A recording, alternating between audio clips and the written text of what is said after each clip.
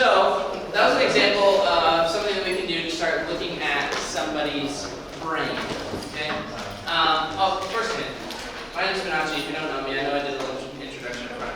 I was president a couple years ago, and I just stuck around because I just love this place so much, and I hope to keep staying here. And it's going to be a lot of fun this quarter. We're switching things up, we're keeping it fresh, and it's so awesome to see all your faces. So that was an exercise to look into the brain. And basically, something that really tripped me up when I first started doing neuro, I was like, yeah, but like, how do I treat someone? Like, so what we're doing this quarter is we're basically laying out individual pieces of the neuro exam, like a total exam that you would do with a patient, to come up with your differential diagnosis of what we think is wrong with the patient, to then come up with a therapy for them. So I remember I was sitting in the office with Dr. Ellis, and I was trying to figure out, okay, like, how do I treat this patient? Like, they have this, this, and this, and I want to do this. And he was like, okay, well, you could do light touch, crude touch, an eye movement, vibration, sound. And I was like, okay, but what if I want to stimulate this part of the brain? He's like, well, you could do light touch. And so what it took me so long to figure out is basically every stimulus stimulates the brain. And it's just the order in which we use them and the timing of it all. So these are some stimulus that we can use to create neuroplasticity, like the generation of neurons. Did we look at that video yet? I think it's coming. So we can use an adjustment. This is our most powerful method of stimulation of neuroplasticity as chiropractors. We're the only people that can deliver an adjustment. So we have to respect it and use it wisely. And so I'm going to dive into the neurology of an adjustment and how to best get your bang for your buck out of your adjustment. For proprioception and gravity, that's used a lot in resisting rehab. When you saw the crazy, what do we call it, man?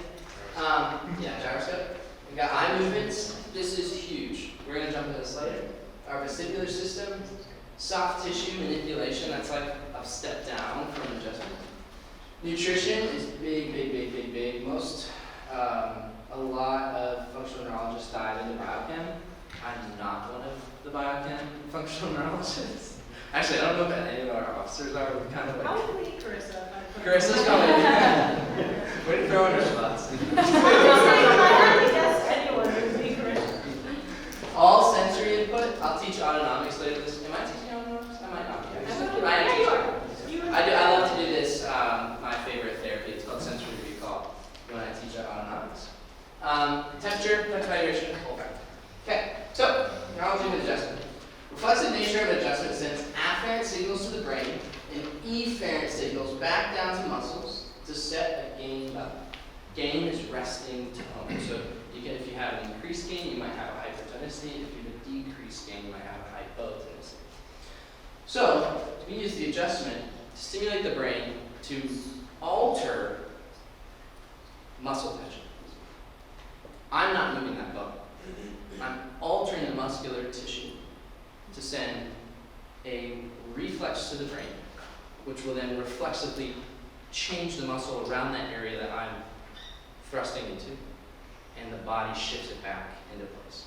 So when we as functional neurologists look at the nervous system and the body, we look at it under a functional lesion model. Whereas in school, we're taught an orthopedic model. I trip, I hit my hip. My hip was hit out of place. So now I need to push the hip back into place. It's this archaic, old school, like force, momentum, push it back into place.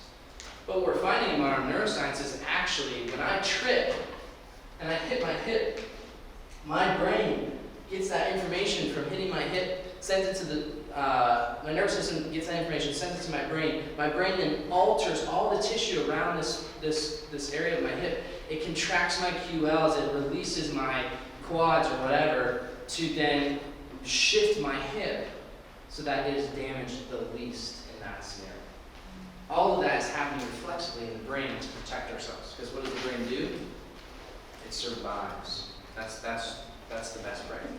So our adjustments can create this lasting effect on the nervous system because we can change the muscle tone and create a lasting effect on the nervous system so that it stops adapting in a harmful way to our nervous system. We can have, because the brain's always adapting, and we get pain because the body's doing something to keep itself in the most optimal state. And sometimes that most optimal state causes us pain. And we need to create an even better environment for our nervous system to remove the pain from our cerebrum, because it's pain from the brain.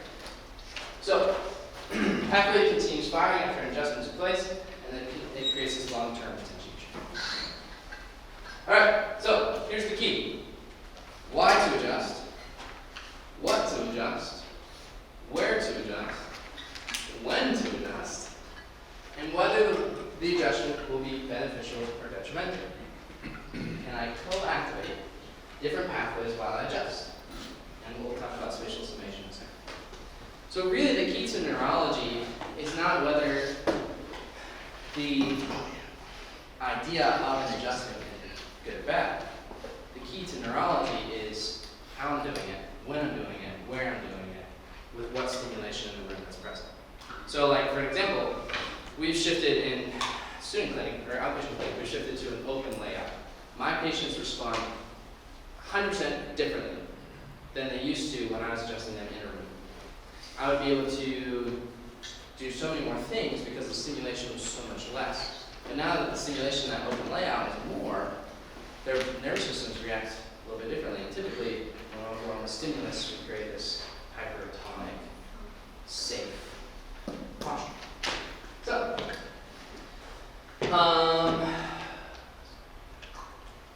we're going to do this. I'm going to teach you about when and where and why to adjust. So, the closer to the brain, the more impact it has on the CNS. You hit an occiput, you're lighting up that person's brain. Adjust their toes, you're going to have way lesser impact on the brain. So, walking in, someone has a really sensitive nervous system. Maybe all you're doing that day is adjusting their ankle. And that alone is going to be enough to stimulate their brain in a helpful way. Because remember, we're not working under an orthopedic model. So if their L4 is out, it could be because of their kinetic chain. Or, no, I'm going to roll that. It could be because of their kinetic chain. And so, where does our kinetic chain connect with the ground? Feet. So if we have a really delicate patient and they have an L4 issue, maybe rather than adjusting their L4, we can go down to the ankle, correct the ankle, and work its way out. And let the brain do the manipulation and changes it needs to facilitate a better environment.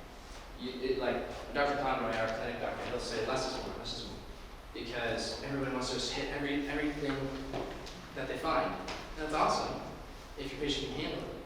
But if that's overstimulating to your patient, your brain might go right back in to subluxate in those segments, and you're going to have the same issue. And you're going to have a patient presenting week after week after week after week with a chronic subluxation.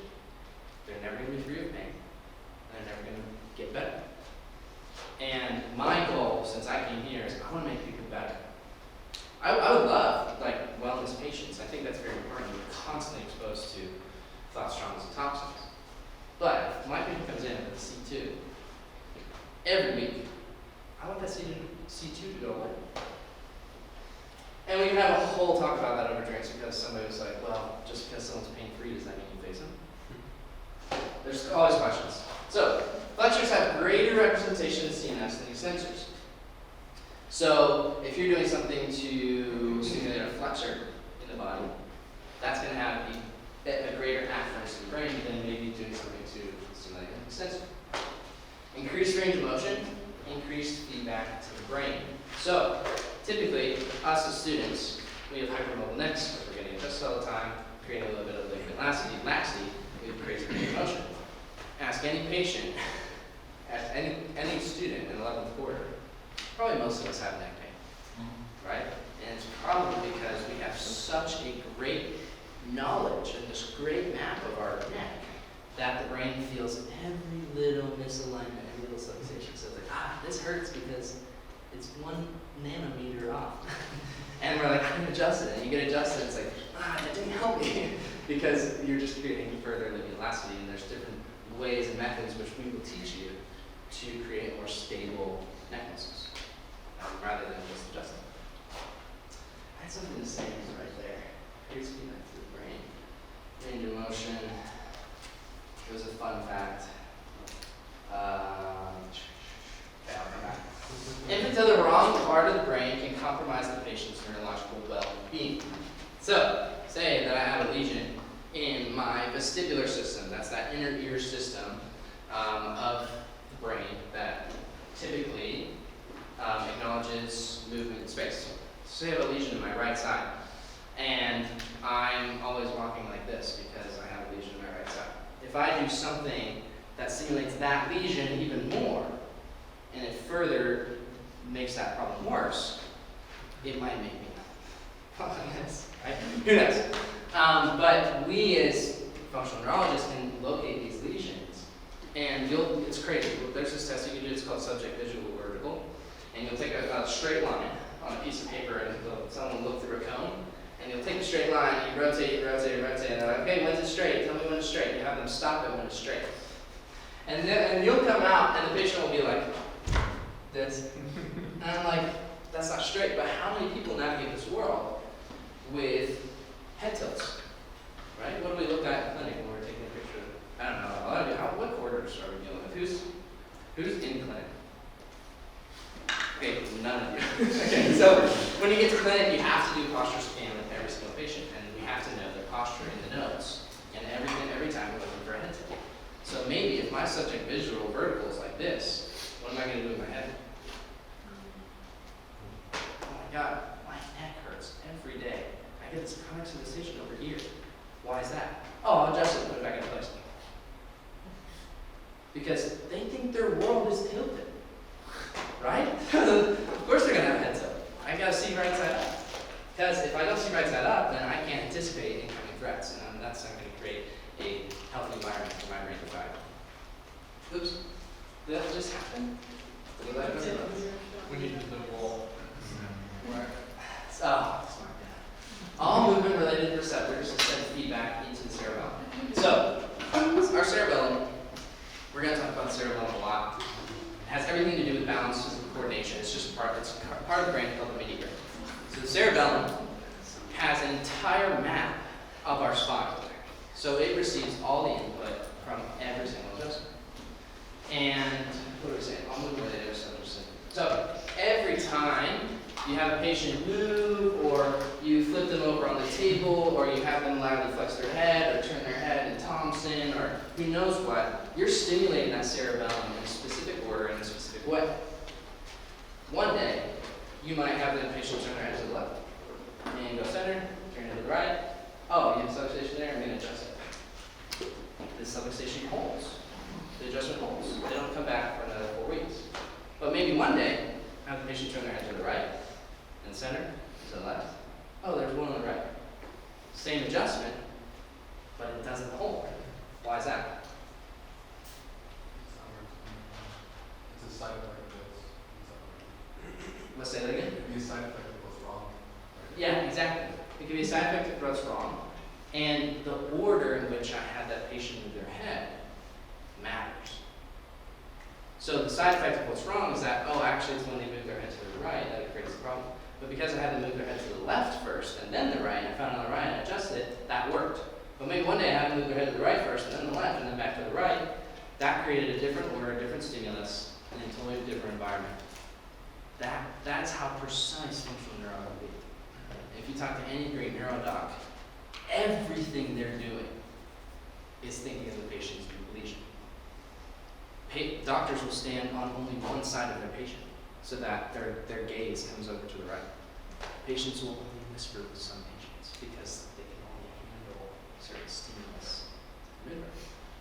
Some patients have to some doctors have to change their voice and fluctuate their tone and move their voice because that's good stimulus. Everything we do can be used as a therapy for our patients. All right, so real fast, I'm going to jump into this. GTOs, muscle spindles, a little cell neurophysis. Who has taken cell neurophysis? Okay, good amount of people. So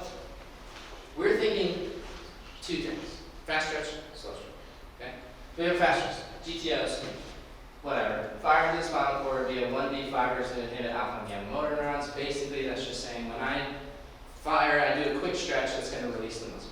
That's all I'm saying. Decrease the tone of the muscle spindles, therefore decreasing the sensitivity. Because that muscle tone is going to create higher proprioception back to the joint, which is going to give more proprioception back to the brain. Then we have slow, think muscle spindles used for stimulation of muscle groups, relax the soft tissue before adjusting. So you can go in, work the origin and insertion, maybe bring down that muscle tone so that you can appropriately fast stretch the muscle.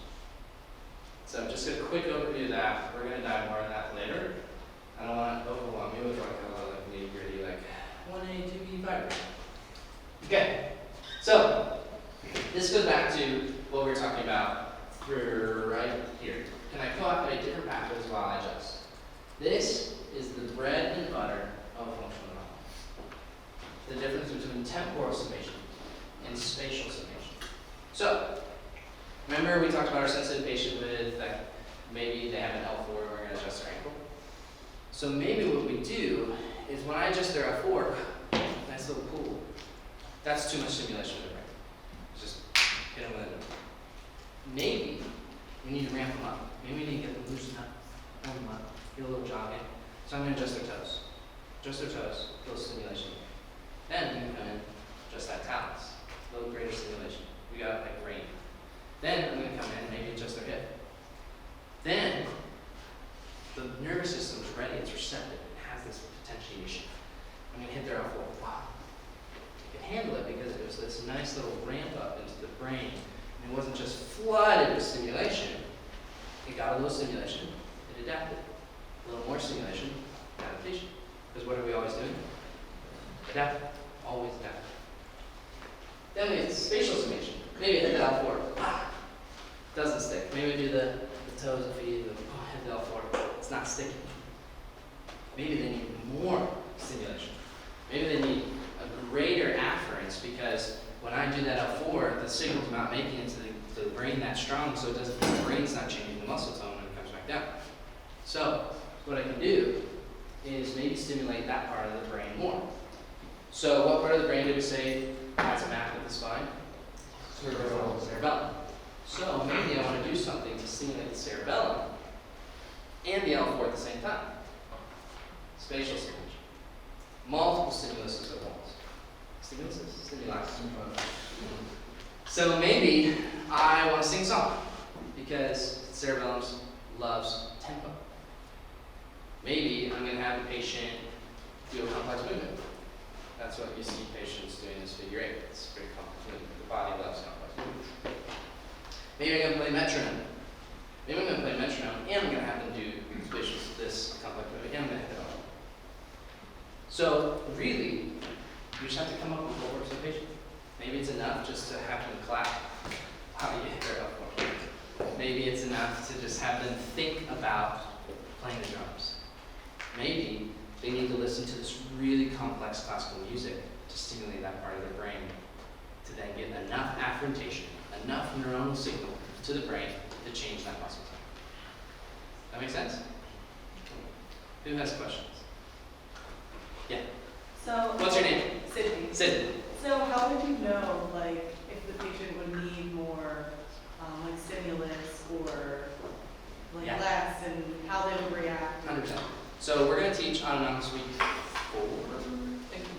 You teach autonomics next. So your autonomic nervous system has everything to do with shunting your blood, with your heart rate, with your oxygen rate, your respiratory centers, everything that, your organs, everything that happens autonomically.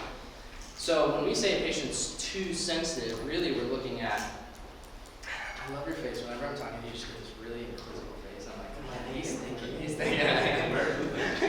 Stimulation. Yeah. That was me. So quick story, when I first came here, the president was this little Finnish man, and he spoke so fast. In one lecture, they would teach all the lobes of the brain, and the cerebellum, and the midbrain. And be like, and I thought it'd be me, I'd just be drowning.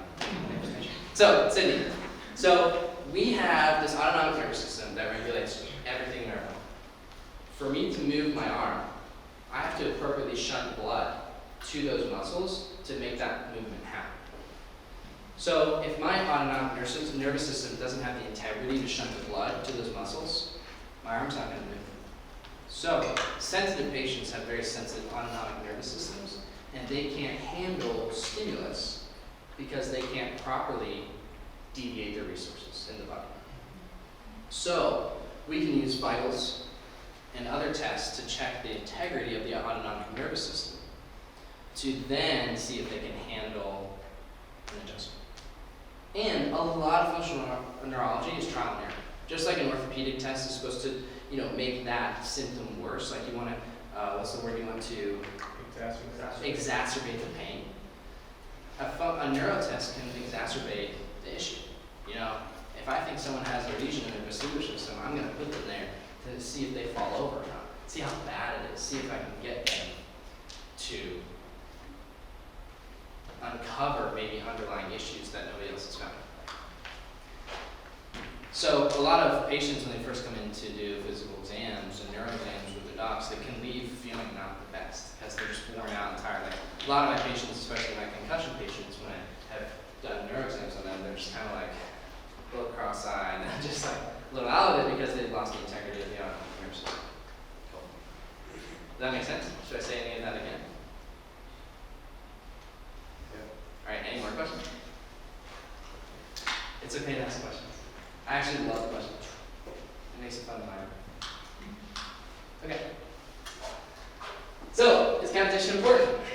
It is. Kayla. Hi. Why is it important, sister? So there's this receptor called NMDA. Don't ask me literally what it stands for. Just sure.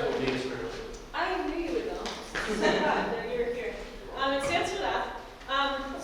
But there's a lot of classes that say as long as you put a stimulus into the body that you have done enough for an aid to take over. I forget who I'm quoting right now, but it's a man. I'll come up with his name by next week. But the cavitation reaches you'll learn this, and how many of you have taken subluxation theory? Just sorry. Gorgeous. Only the people on the class with. But there's this paraphysiological space that a joint reaches when you have a cavitation, that it reaches joint instability. That joint instability allows the NFDA to release a bunch of things that causes your joints to be able to be put back in place. Without that greater than normal stimulus, which is cavitation, you don't have the same effect on your body. So it's like that idea, sorry, we'll get you in a second. It's like that idea of when I adjust someone that sends the information up to the brain, and then the brain can modulate. So that cavitation sends greater information to the brain, so that the brain can modulate the muscle. Yeah. What's up, Chris? Just random. Is that why we try and like crack our neck and stuff, even though it's not fixing the problem? 100%. Yeah, and you get a lot of like dopamine Okay. stuff. It's more dopamine than anything else, just because, It's our Yeah. attention span. yeah, it's more dopamine. So typically people do it when they're bored or they're just doing Stress, it's like it's a emotions. multitasking thing. Like you crack your fingers and you get really anxious and you're just like, oh my fingers. It's just like you need to wake your brain up and you're like, oh, I'm really nervous for this test. I'm gonna crack my fingers while I do it because it's like you just want to ramp up your brain as much as possible for whatever you're doing. Or you're bored and you're like, I'm gonna fall asleep. I was more sort of referring like if someone is some stage and like their neck hurts, like they're always trying to get at it. So no, because it can cavitate, but it's not. I want to say specificity matters. So when you're adjusting, specificity matters. When you cavitate, that kind of, oh, Brian's trying to say something. You're also, like, if you do it yourself, you're not getting into that paraphysiological space like you were talking about. So you're not. Yeah, so that paraphysiological space is where that NMDA receptor is activated. So if you don't activate that, if you don't have, because when you adjust yourself, does it feel the same when the chiropractor adjusts you? But I wasn't asking if adjusting yourself works. I was asking if that's why you get the inclination to do that because that It's area. dopamine. Yeah, the inclination's dope. Yeah.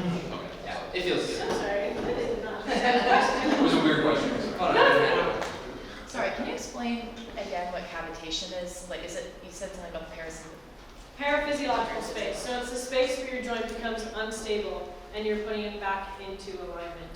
I don't know why I said air quotes. You're putting it back into alignment. So there's this physiological functional movement space, then there's a paraphysiological space where it's just outside, and then it goes into ligament damage. So we operate just before ligament damage. Yeah. It's pretty much close to in range of motion that you can't do that. One of the main reasons why you can't self-adjust, because you can't get to that range of motion as the DC is going to bring you into. Right. You get that kind of. You won't let yourself. It's just like how you can't actually snap your own neck. Because your nervous system will survive and it'll stop you from doing it. Whereas chiropractic can take you away. Take yourself, but yes. Can you explain what network and activator and things like that don't use calculations?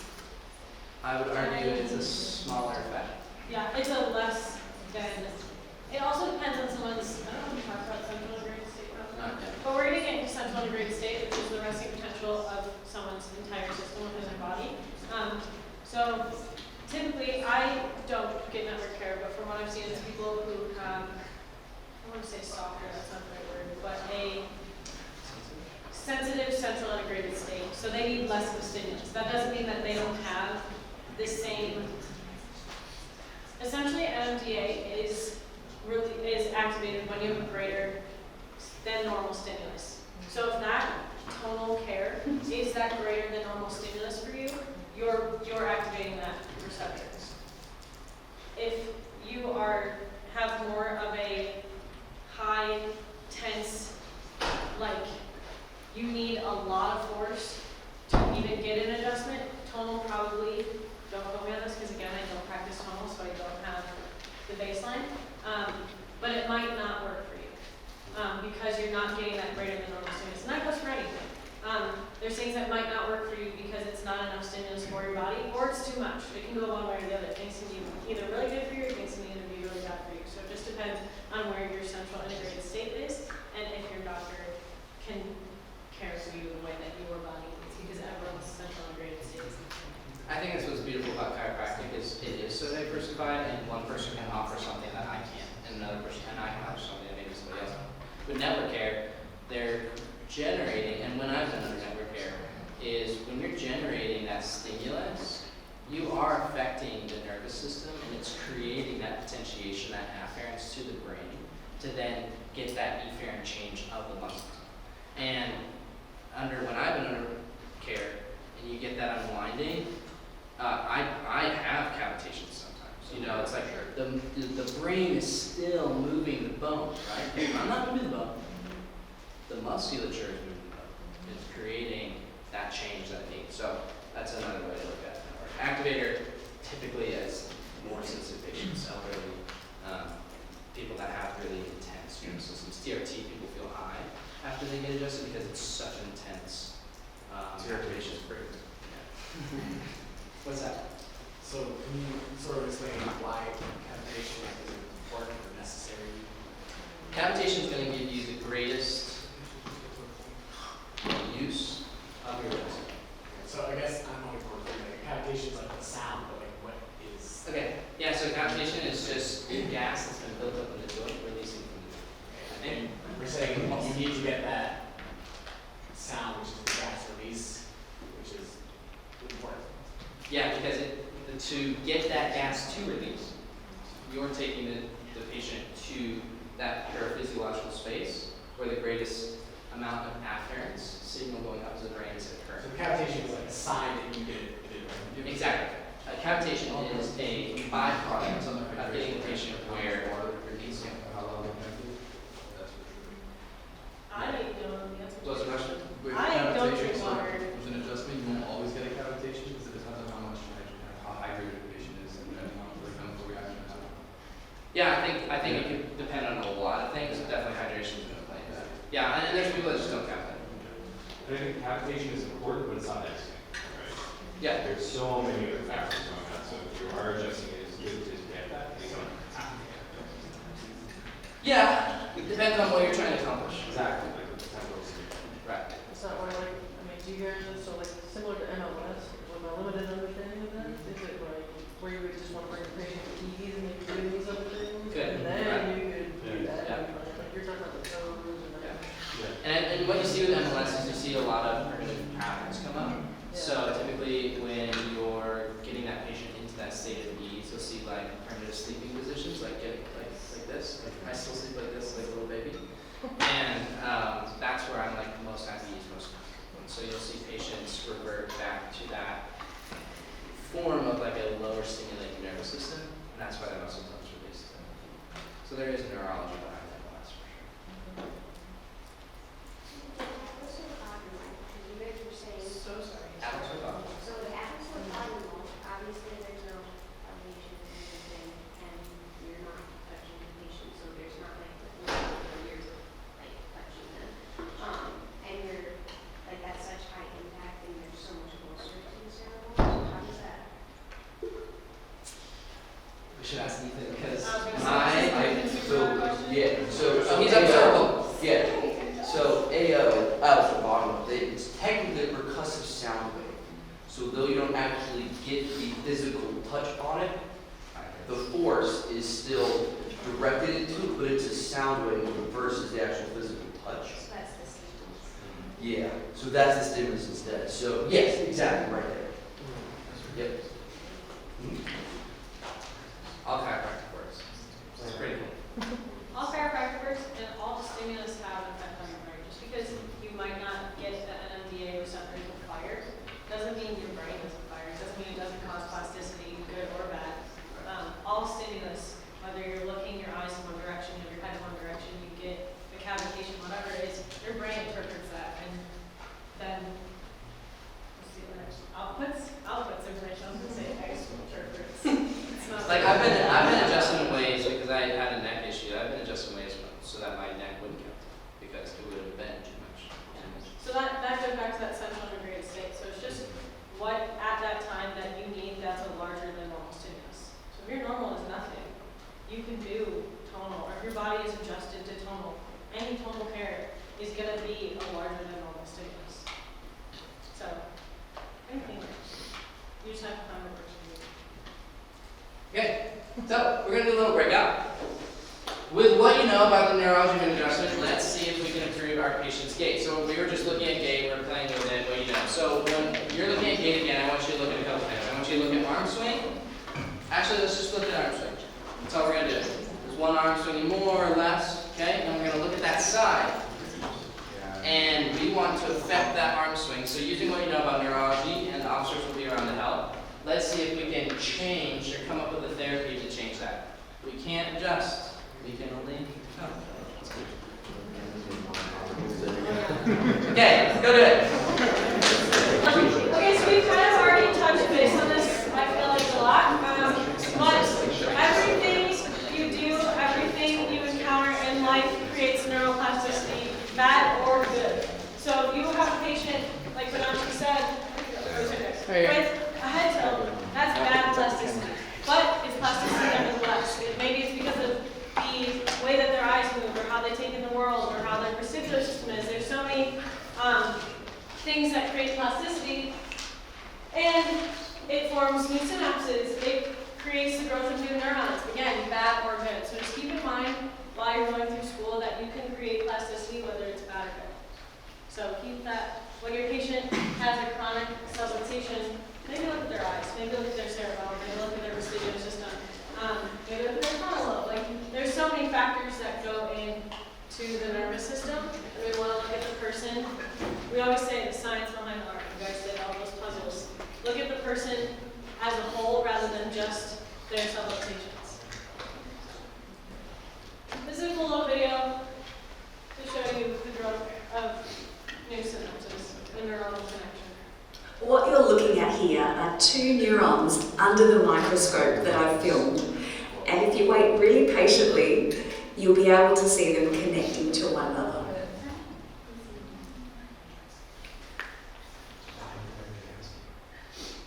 Like, look at it, he's working so hard. There's one thing. Well, one's definitely more work.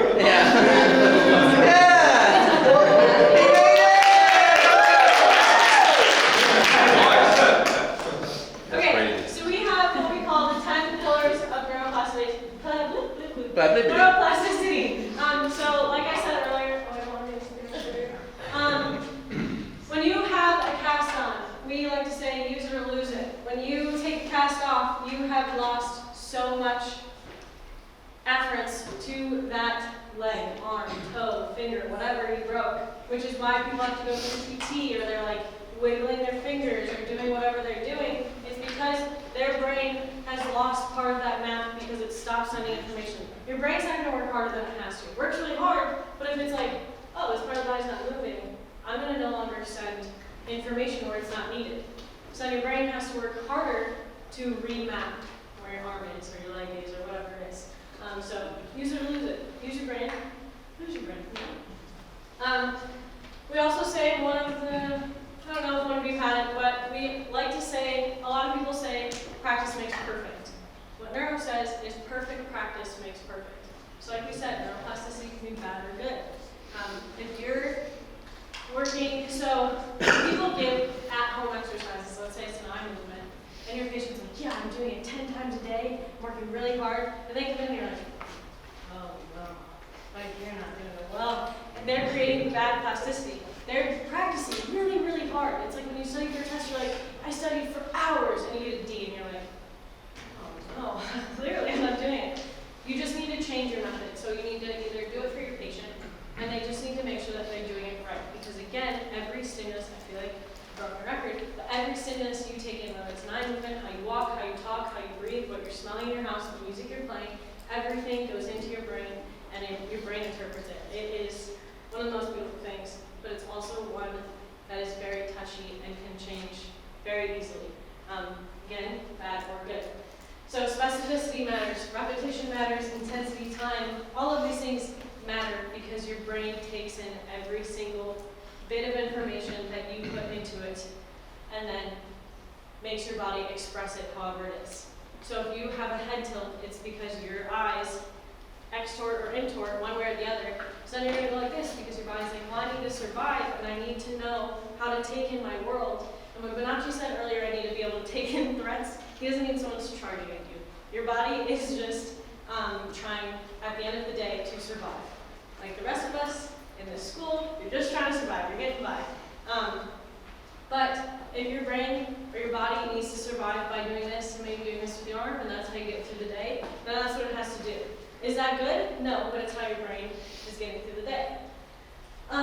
Age matters. So neurodegeneration is a real thing.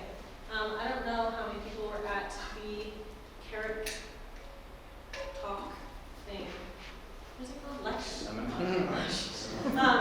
The Carrot lecture where he was showing that walking helps with people either with dementia or postponing people that have the biomarkers for getting dementia.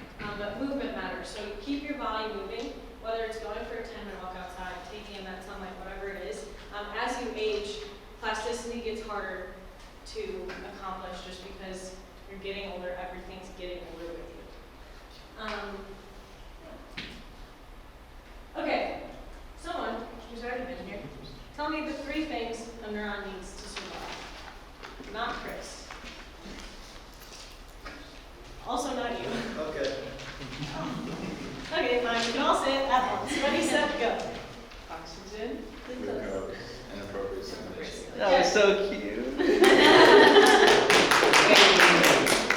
In order to survive and not degenerate, or essentially die, a neuron needs oxygen, fuel, and we like to say appropriate stimulation. Why do we like to say appropriate stimulation? You probably can guess it at this point. Neuroplasticity can be bad or good.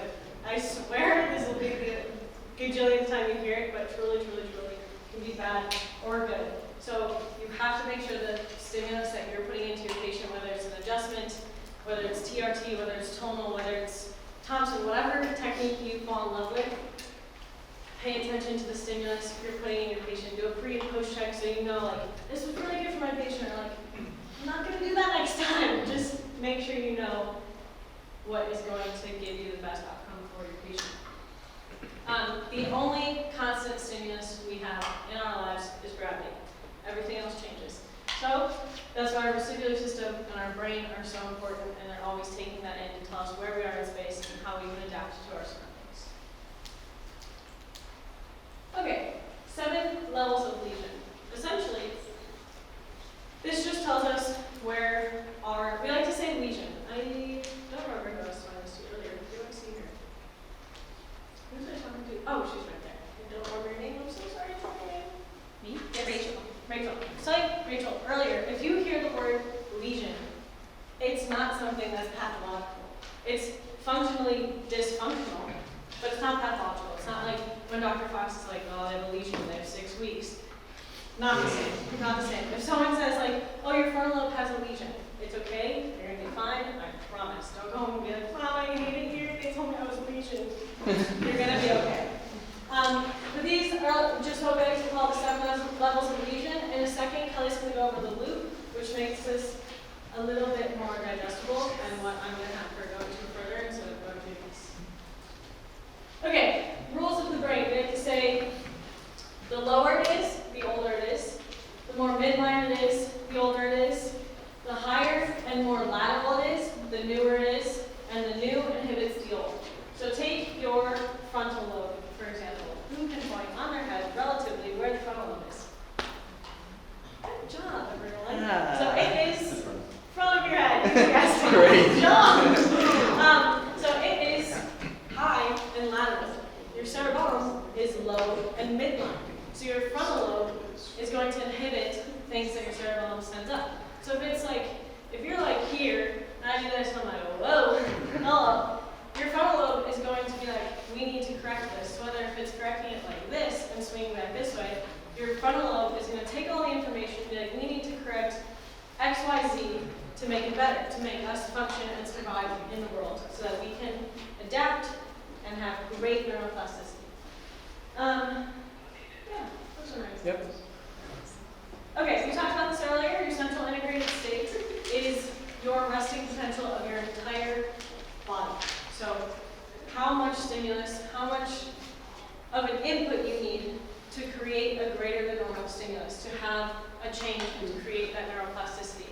So take someone, for example, with anxiety. Do you think their central integrated state is very close to threshold or far away from threshold? You have a 50-50 shot. Very close. You said close. You're correct. Good job. A plus. Someone with anxiety is really close to threshold, meaning that they don't need a huge stimulus to essentially create an action potential or create an emotion or create X, Y, Z. They need my pen's out of place, or I didn't get the parking spot I wanted, or my fork is to the left a little more, and my friend said hi instead of good morning, and now I'm gonna have a terrible day. It's so little that you're like, whoa, it's 7 a.m. girlie. We're gonna be okay. We're gonna be fine. Whereas someone with depression, do you think they're close to threshold or further from threshold? God, you guys are geniuses. Smart. Yes. So they need more. They need a really large stimulus compared to someone with anxiety or OCD, or those are all the examples coming in my head. But they need a greater stimulus than someone with anxiety because their central integrated state is so much lower. They need so much more of a stimulus to get to that threshold to fire that action potential. Okay guys, I have like 3 minutes, so we're gonna go over this so fast. This is just gonna be a review for next week. So, Dr. Ellis is gonna be coming in and teaching next week. So, I just wanted to give you guys like a brief overview so that you guys know, at least in reference, what he's talking about when he talks about different lobes and when he talks about the loop. So, first off, why is our brain divided? Why do we have 2 hemispheres? Huh? One handles chaos, one handles order. Yeah, so they each have their own role, right? Towards the same goal. So essentially why our brain is divided is increased specialization and specificity about completing tasks. So it's also really important when considering how movement and stimulus is going to cross over to the contralateral brain. So if you're moving your right arm, then what side of the cortex are you firing into? Left. Left. Okay. If you are moving your left arm, then what cerebellum is being activated? What side of cerebellum? Left. Okay. So 2 very basic things. Cerebellum is ipsilateral. So if you're moving your left body, then you're activating your left cerebellum. If you're moving your left body, then you're sending down like motor commands from your right cortex. So your cortex, contralateral, cerebellum is ipsilateral. Who can name the 4 main lobes of the brain, and then somebody tell me the one that's hidden, tucked away, the little cute little secret lobe underneath. Somebody name them. Frontal, parietal, occipital, temporal. Okay, and then what's the little lobe that if you guys see the little like peel away picture, it's like, looks like 2 little prongs like holding the brain open, and it's responsible for interoception. I heard it. Insular lobe. Okay, what is interoception? Dr. Ellis might mention it, might talk about it next week. Huh? Stomach, yeah. Okay, so our insular lobe is our visceral brain. So it's our awareness of our internal self.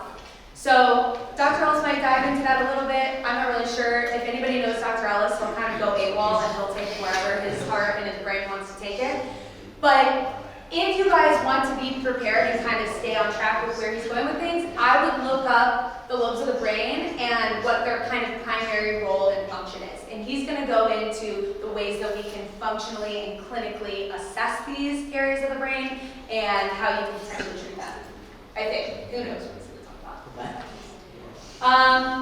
We don't really have time for this right now, but if you guys want to stay afterwards, then we'll do it. But really, really quick, take a picture of this or write it down. I'm gonna come up to whoever I see on campus and ask you what the loop is, and I want you guys to do that with each other. And you're probably, if you've never been here before or you've never seen the loop, you're probably like, what's the loop? Okay, so the loop is going to be the basic way that information travels through the brain. Okay, so we're starting down here. So information, let's say this is the right cerebellum. Where's the information coming in from? Right side of the body. Information's coming in from the right side of the body. It comes to the right cerebellum. It's going to cross over. It's going to go cerebello, meso. What's another word for the mesencephalon? Midbrain. Okay, so we go cerebello, meso. Press over. Oh, it has a Paris? Oh, okay. So we cross over. And another word for crossing over is decussate, right? So we decussate over to the mesencephalon, then we travel up to the thalamus. What is the thalamus? Thalamus is our relay center. So it's going to relay information up to the cortex. Cortex is going to send information back down to the pons. And then the pons is going to relay that sensory information back over to the cerebellum. So we're going to say this together, okay? Ready? From the start, we're going to start with cerebello. Ready? So cerebello, meso, thalamo, cortico, ponto, cerebello. Okay, we're going to say it again. Cerebello, meso, thalamo, cortico, ponto, cerebello. Okay, now go home and say it like 10 more times, because the more you say it and the more you repeat this, it took me like time and time again. And I would mess it up, and then I'd forget one, and I'd have to go look it up again. But guys, it's going to serve you so well when you start studying pathways. And when you recognize this loop, when you get a case, or when you go into PubMed and you're looking up a case study, and you're like, oh my god, I know that. Everything's going to make a lot more sense. Yeah. Guys, this is Dr. Ellis's thing, and when he's here next week, he's going to say, do you know the loop? And you're going to go cerebellum, mesothalamo, cortico, ponto, cerebellum.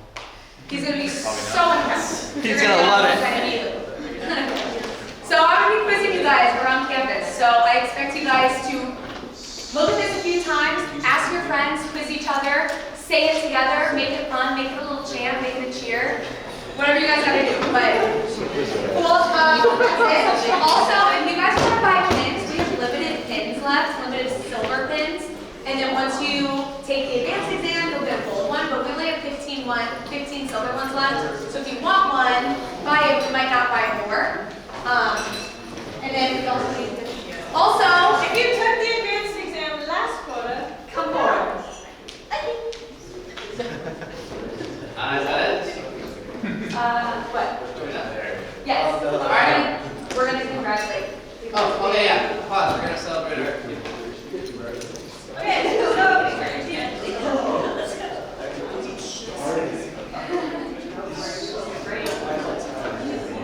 Okay, so these people took a